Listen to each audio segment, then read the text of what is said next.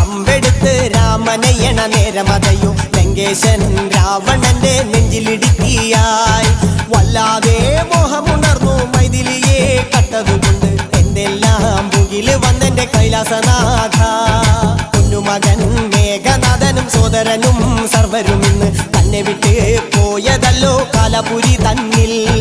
പശ്ചാത്താപം നിറയണ് രാമന്റെ ശരമുനയാൽ മോക്ഷത്തിൻ പടി കടക്കാൻ മോഹമുദി